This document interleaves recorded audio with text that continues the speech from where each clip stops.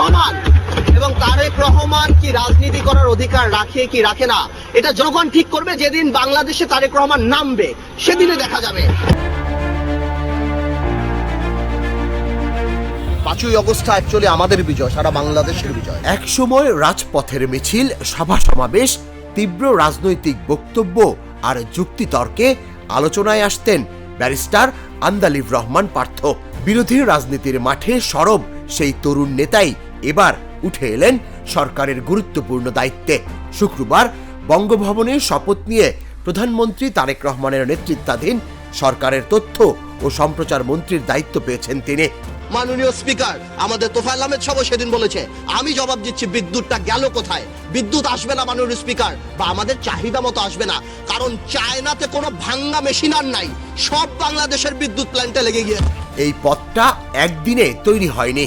রাজনৈতিক পরিবারে জন্ম নেয়া পার্থ সাবেক মন্ত্রী নাজিউর রহমান মঞ্জুর ছেলে। লন্ডনের লিঙ্কনস ইন থেকে বারেট ল ডিগ্রি অর্জনের পর দেশে ফিরে আইন পেশার পাশাপাশি সক্রিয় হন রাজনীতিতে। 2008 সালে জাতীয় নির্বাচনে ভোলা 1 আসন থেকে 4 দলীয় জোটের প্রার্থী হিসেবে সংসদ সদস্য নির্বাচিত হন তিনি। সংসদে তার বক্তৃতা ও রাজনৈতিক বিশ্লেষণ দ্রুতই তাকে আলোচনার কেন্দ্রে নিয়ে আসে। এরপর রাজনীতির মাঠে তৈরি হয় আলাদা পরিচয়। বাংলাদেশ জাতীয় পার্টি বিজেপির চেয়ারম্যান হিসেবে দলকে নেতৃত্ব দেওয়ার পাশাপাশি জাতীয় রাজনীতিতে জোটের অংশীদার হিসেবেও সক্রিয় ছিলেন তিনি। 2018 সালের নির্বাচনে ঢাকা 17 আসনে প্রতিদ্বন্দ্বিতা করেন পার্থ।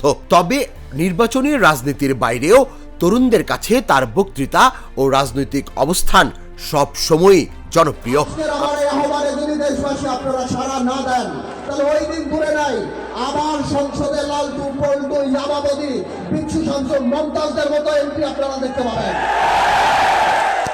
2026 সালের রাজনীতিতে আসে নতুন মোড়। বিএনপি নেতৃত্বাধীন জোটের সঙ্গে নির্বাচনী সমঝোতার মধ্য দিয়ে আবারও ভোলা 1 আসনে প্রতিদ্বন্দ্বিতা করেন পার্থ। এবারও জয় পান তিনি। নির্বাচনের পর থেকেই জোটের গুরুত্বপূর্ণ শরিক নেতা হিসেবে তার মন্ত্রিসভায় থাকার আলোচনা শুরু হয়। জিয়া পরিবার মানে গণতন্ত্রের এখন কেন্দ্রবিন্দু।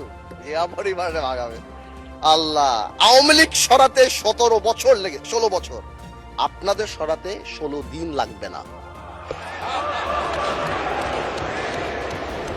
এই সব কথা বলার পরও যেই আমরা একটু অ্যাটাকে যাই, আসুন আমরা সবাই এক হয়ে যাই।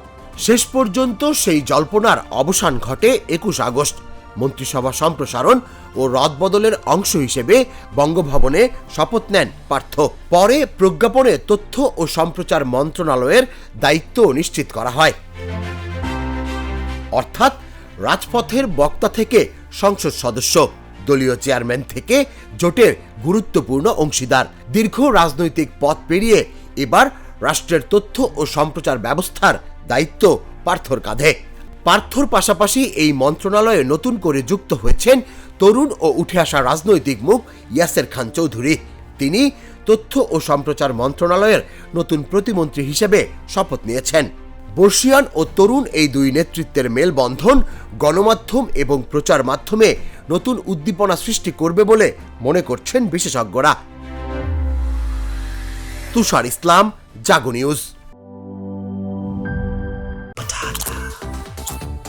Spicy and crispy.